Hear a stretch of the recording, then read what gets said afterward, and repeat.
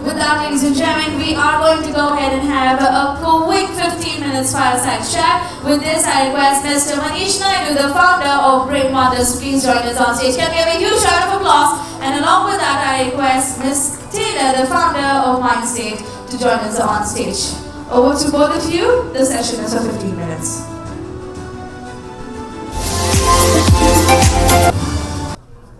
Wonderful. So, thanks, Ms. Taylor, for having shared such a beautiful presentation about what you feel about our country and about the emotional intelligence. I think we are here to understand more of that. First, before I start the fireside chat, I would like to have a round of applause to all the educators who are sitting here for yourselves. Please clap for yourselves. You will see throughout the day that nobody is going to clap for yourself. So please keep doing it. I love the sari. Thank you very much. I think everyone can hear me, yes? Okay, yes, thank you. Yes, so can you just tell us the fusion about sari and... Thank you for this opportunity actually to talk about it. So I never feel more elegant than when I'm wearing a sari, ever. This is I find the most elegant for women to wear is a sari because I feel empowered, I feel pulled together, I feel the color, I feel everything.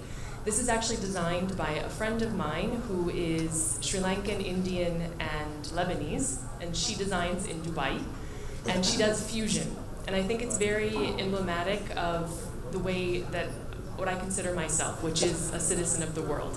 So I'm American. I was born in the United States, educated in the United States for part of my education, and then have lived in 4 different countries. I've lived on 3 different continents. I've traveled to 68 countries, worked in 22. So I like to consider myself a product of the world. And so I like to wear the sari because it's respect for this wonderful country that I've always had a very strong affinity for, but then also at the same time because I really think it embodies a lot of my mindset and where my emotions are, because it combines 2 things: the love of a country, a beautiful piece of fabric, a beautiful style, and also my own identity. So I both. Thank you.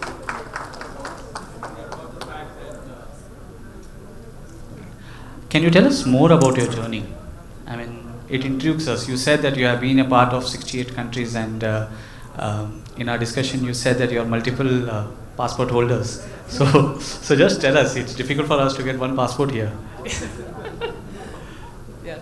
So my background, are you asking a little bit about my background? Yes. Okay, so my background is, as I said, I'm American. I was educated in the United States. I have a master's in international affairs and business and an MBA in business. So I am a business person. I started my first career, as I like to say, doing international public relations, managing an office in 22 different markets, where I was responsible for making sure that the relationship between the university and key stakeholders, which were heads of state, members of the press, identified donors to the university, as well as key corporations, were continuously managed and well maintained. So there was a lot, even though I didn't know at the time, of emotional intelligence and etiquette involved in those things.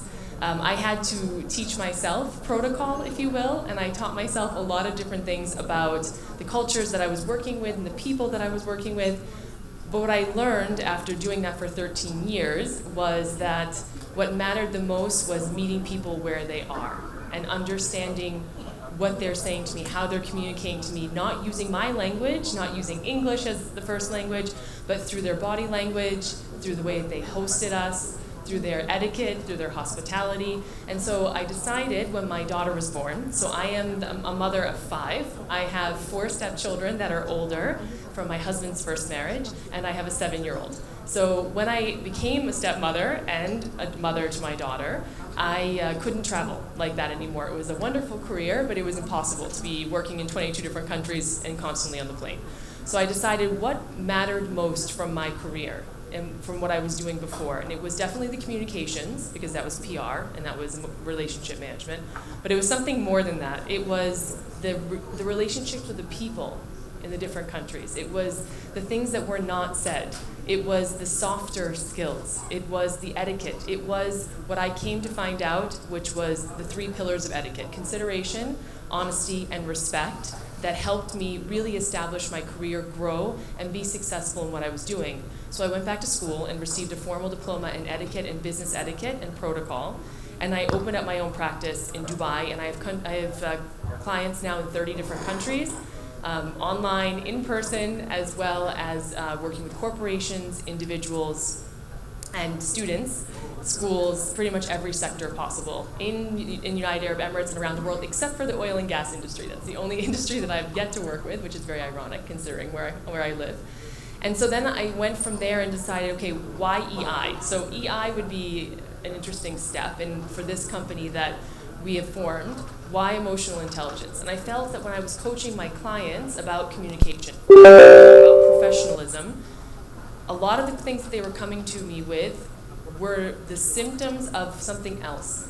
So as a coach, I was looking and wondering what is happening with these. I can teach them the skill. I can teach you how to stand up and speak in front of other people. I can teach you how to act professionally in a business setting, or how to put your best foot forward when you're doing an interview. But it's very temporary, and it's not going to stay. I really felt compelled that I needed to help people understand more of what was driving them. What was the emotion behind? What was the awareness that needed to happen, the self-awareness, etc. So I went back and received certification as a life coach, emotional intelligence coach, and an NLP practitioner. And I started using emotional intelligence in all of my coaching. So when I coach professionalism or communications, I use emotional etiquette in all those things. And so I guess this is my background and how I got here. For some reason it stops whenever you talk. Very interestingly, you said that emotional intelligence can have an impact on business. Now, I have three strata of people out here. Mr. Chirag, who is a good friend, and Mr. Preetam Agarwal, who heads the early child care along with Aisha.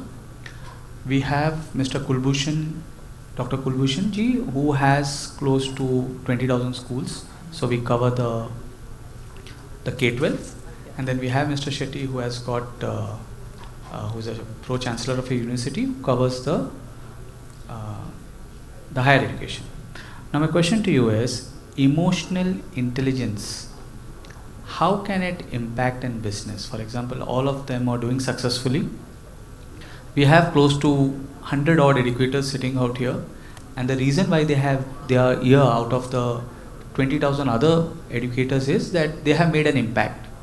Do you still feel that inculcating emotional intelligence can make a difference, and how it is different from emotions? I mean, we talk about AI, right? We talk about ChatGPTs, we talk about artificial intelligence.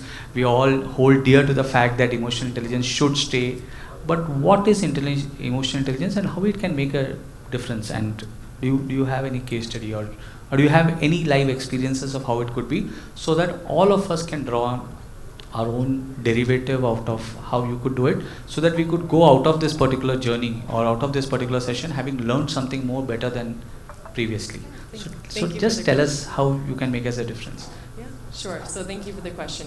Okay, so first I'd like to start to talk about what emotional intelligence is. We throw this term around. It seems pretty well understood, but emotional intelligence is not just emotions. Emotional intelligence is about identifying and understanding that which is happening within self, which is self-awareness and awareness. And then it's also being able to read, understand, process, and most effectively engage with others, so build those relationships with other people. So it's inter and intra. It's both things. It's not just expressing your emotions, how you feel, showing empathy. It's much more complicated than that. It is essential and integral. I'll just answer very briefly the first question about business. It's for those business owners here. It's integral. It's integral. I heard earlier about that we needed to have motivation, that we needed to have respect, that we needed to have success. That's what we're here for. We need to have innovative thinking.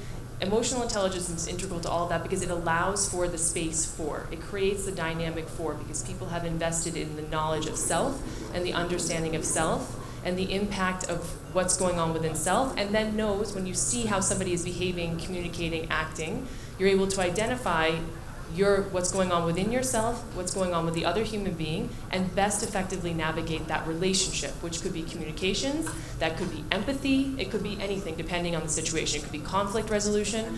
So in business itself, you see it translate emotional intelligence into retainment. So you have much higher retainment levels. You see it as an effectiveness in communication, which is a huge source of loss of income. So in the United States, it says in larger corporations, it's about $10 million a year that is lost due to miscommunications, because then a product doesn't work, a team doesn't work, people leave, etc. So you have many different things when it comes to that as well. Within education itself, you have teacher burnout because of lack of emotional intelligence, because of a lack of investing in wellness in this area. You also have not necessarily being inclusive when you're creating a community as well because of lack of emotional intelligence. So this is how it kind of shows within business and within the educational field.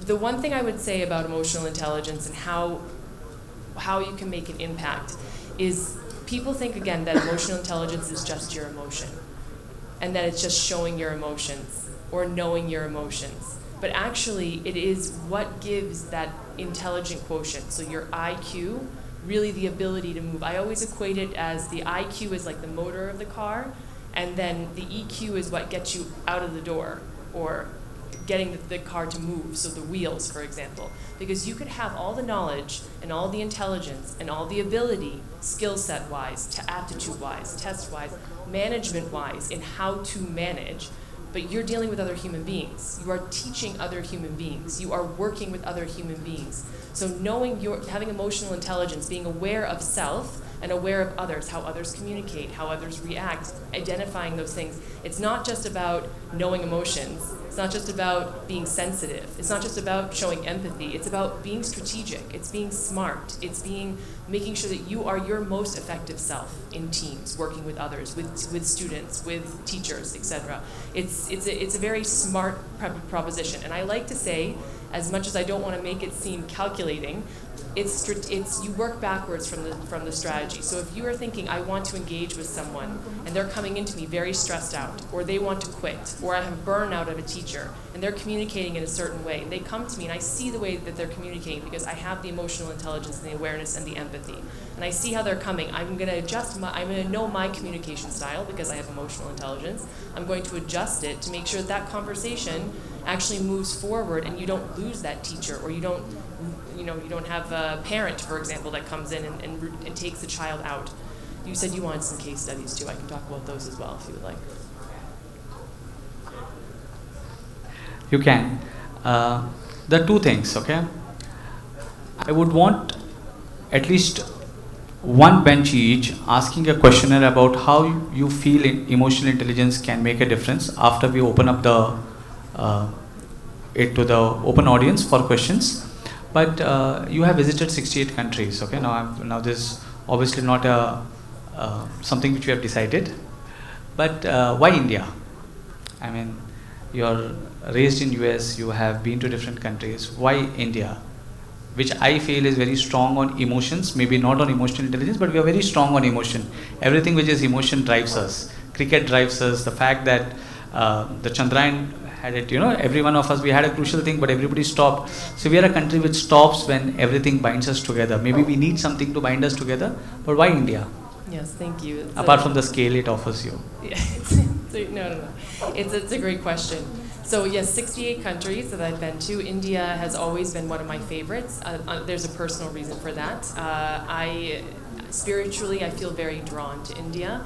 The people itself, I feel that there are so many less barriers to engaging with and being welcomed here as a foreigner, if you will. Whenever I'm in India, I never feel other. And I think that as an emotional intelligence coach and somebody that always is trying to strive to meet people where they are, when I think of the countries that never make me feel other, as somebody that is clearly not Indian, I immediately think of India because this is the country where I felt the most at home and not other. So that's the personal reason. The second is because I do feel India, with its religious background, with its rich storytelling, with the spirituality, with the openness and the awareness within the culture itself, and the emotion. But the emotion is the sensitivity. So it's actually the sensitivity that, as a coach, we always are working towards awareness. Awareness is about 60 to 70% of our efforts when we're working with clients or when we're coaching, is trying to bring our client to awareness. Once they have the awareness, the adoption of the skills, shifting of mindset is actually a lot easier, but the awareness is the hardest part. And I feel that the Indian population, the people of India, either they have the awareness or the concepts that I'm trying to introduce are not so foreign, either spiritually, emotionally, sensitivity-wise, and so there's not immediate rejection. I don't feel a boundary of rejection. I feel a welcoming at least to something different, while at the same time not feeling foreign. So that's the reason why for me to be here for India. And also, as I mentioned in my speech, so there's been a couple different times since I've been traveling and I've had this incredible blessing of working all over the world where I felt it was always India and China, right? So it was India and China. This is about 2000 and I would say 6, 7, like this. And I remember these big debates, especially in my profession. Like, are we going to focus on India or are we going to focus on China for the development? And we pushed very heavily on East Asia and in China at the time. And I personally, as somebody that studied international affairs and that was, that was aware of it and traveled different places, thought it was an interesting choice because I felt that there were actually more barriers, with no disrespect to the Asian culture, but I felt there were more barriers to development, to growth, to creating relationships, etc. And I always thought it was going to be India. Now, here we are again, and I have to say, as an American, and knowing how the American culture functions, is when the American culture picks up on something, not just industry-wise, because we have been very aware of the incredible intelligence and capability of this country. Basically, we have taken most of that and imported into the United States of America in our STEM, for example, or in our, as doctors, science, math, and technology, engineering, exactly. So we know exactly how capable, smart, and able the Indian people are. But now we have a different focus, and this is when I see a big shift in the United States. There's now not only an interest in that, an interest in taking, there's an interest in knowing. There's an interest in investment, but investment in culturally. So you now see an investment in the clothing. Again, as I said, I love a sari. So the investment in an Indian fusion dress. You see the investment in more Indian food, in Indian actors, in Bollywood, in Indian music. You see it starting to get woven into the American culture. And as an American, and having an American that wasn't born yesterday exactly, I've seen it transition with different countries in different ways, and I really feel like this is the time for India. Not just for us to take, but to give, invest, and to understand better. That's really Wonderful. Tell us more about Mindsage International and how would you want to make that difference in India? And what would you make difference to the educator? Yeah, thank you very much. Okay, so Mindsage International came together because, again, this feeling that I have about India and also my incredible passion for education. As somebody that worked, again, doing PR for institution of higher education around the world, I believe education is the way that you can transform and change lives. It can change your destiny if this is something you believe. It can transport and change and really shift in a dramatic way. It is, in my opinion, everything. And as somebody that is a forever learner, and if you ask my husband, he'll be like, how many more degrees and how many more things? This is something that I really firmly believe in. So when I thought about doing this, I thought, where would it be the most receptive in the education field? Because I do feel like this we can make the most impact here with universities, with schools, with principals, etc. And so the impact that I would like to make here, and what we're trying to do through this company, is we're trying to, through workshops, through coaching, through other products, trying to introduce how emotional intelligence can help either principals' leadership to better manage their teams, to be more informed, to have less loss, have more retention, to meet all those markers from a business standpoint, but also to create a culture and have that culture permeate through the schools or the universities in which they're working, so then the teachers are also feel empowered by that.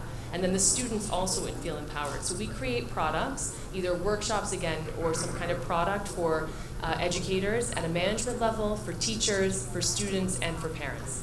And so I'm hoping that we can make a positive change and an impact by giving skills that we will need for the future. Because again, as I mentioned, the hard skills India has, we have the hard skills. Actually, many countries have the hard skills, but the hard skills are actually incredibly competitive right now. This is in any university around the world, you're running against so many other students, so many other even educators with the same credentials and the same background. But what really can set people apart is their ability to take that information, that motor of that car, and actually make it function and work better, more strategically, more effective, and to be the leaders of the future. In order to do that, you need to have emotional intelligence, because it's the key element that will support that core base intelligence.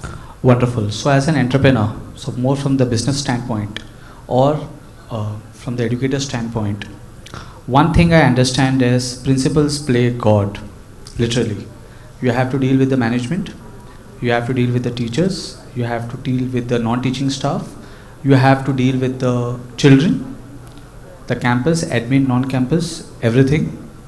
And still you would be the one to be blamed if at all something goes wrong. And we have seen it over the years. So you mean to say that there can be a measurable amount of difference in the deliverability of the whole structure? Yeah, absolutely. So if you say that if we introduce your emotional intelligence coaching, platform, whatever it is, there could be a measurable amount of difference in their in the well-being of the students. They are ones who would benefit the most, but it could measurable amount of difference even in the business standpoint. Yeah, absolutely. So emotional intelligence can be measured in many different ways. You can have, reaching, for example, the assessment like baseline, revenue, etc. You can measure it that way. You can also measure it in retention. You can also measure it in success of students, and also into those. I talked earlier, and I really want to move away from the testing, and as a way to indicate whether or not a student has the ability or not the ability to do something. Correct. However you can. So I'll give you a case study, for example, 2 different case studies where emotional intelligence was used very poorly and where emotional intelligence was used correctly.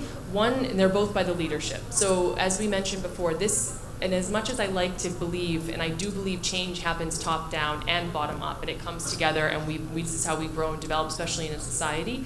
When it comes to an educational standpoint, it really comes from the beginning. So the top is the principals, the leadership, they invest in emotional intelligence. It goes within the culture of the school, and then it moves into the teachers, and then it moves into the students. It moves this way. When it comes to the case studies, there was one case study, which luckily was not my client, but there was a case study in which it was a relatively small private school. It was based in the United States of America. They were focused very heavily on aptitude testing, very competitive, especially for getting into the Ivy League schools. And as a result, they were very negligent when it came to the emotional wellness of the students themselves. So they had a huge burnout rate, they had no emotional coaching or psychological coaching for the students, and as a result they started to lose students to the rate of 15%. And that really affected their reputation within the community. Not only is that going to affect their bottom line, but also within the community they were working, and eventually that school went out of business because of it, because they refused to invest in the emotional intelligence and the awareness of that within their students. Contrary, and a client that I've actually worked with, there was a principal in a school system that went to an emotional intelligence seminar of own interest, actually during COVID, so this was an online seminar. And she decided that she wanted to learn more about it because in her school at the time, she was not getting scores that they wanted, but worse, they were having bullying issues, which I'm not sure how prevalent that is in India, but in the United States and in the Western countries, it's a very big problem. So how is she going to combat both test rates going down and bullying, and is there a correlation between the two? So what she decided to do is she decided to put into the ethos of the school. So she educated her leadership. They did a workshop and training and seminar. They put it into the mission statement and the educational process of the school, so into the curriculum itself. They created a peer-to-peer learning between the students, so there was peer-to-peer engagement when it came to emotional intelligence and growth, as well as additional projects they took for the students. So therefore it's the top all the way to the bottom. And as a result, they went up 25% in both their numbers, and the bullying went down significantly. So that's an example of how it can make an impact. Wonderful. Thanks a lot. And I think we end the session because there are a lot of cues coming in from the organizer. We are open to questions. So if you could have just... Can I have one question? Yes, you could. But please do introduce. Keep it short. Sound Keep check. just the question in a one-liner. Sound. And for the rest of you, you could always reach out to Ms. Taylor. She would be around out here. Director, Thanks a lot. Indian Institute of Naturopathy, Mumbai. And I have a question. Sound. The Bhagavad Gita started because of this sloka. Siddhanti mama gatrani mukham ja parishishyati vepatusha sharire me roma arshasya jayate. These words were told to Lord Krishna by Arjuna. Yes. And on that basis, whole Bhagavad Gita stands. Have you drawn anything from the Bhagavad Gita? Have I learned anything from it? Yeah, anything you have drawn from Bhagavad Gita, that is, some of the things there are mentioned about is how to manage the stress. Yes. Stress management is Yes. one of the factor. Have you thought So of apart from that? all the past few years Yes. in all these countries, Yes. what he's saying is if you have drawn anything from Bhagavad Gita, and if you have not, I think from the next time you'll have to read it. No, I've read it. Yeah. Actually. Thank you. I actually have read it, and I actually read notes because, I mean, very honest, it's something that doesn't come from the culture, and it's not my religion. Although I was raised in a Buddhist Christian household, so I was raised in a slightly different, non-traditional. I'll household. get in touch with you. Thank you. Yes. Yeah. Any other query which is not related to the lords out here and something which has got to do with problem statement? If nothing, then we close it across. Yes, because I've already spoken to him. Yes. Thanks a lot. Thank Thanks you. a lot, Ms. Taylor. I think you have been wonderful. Thank you so much, Ms. Taylor. Thank you so much, Mr. Manish. Can we have a huge round of applause for our first set of fireside chat that we had right today?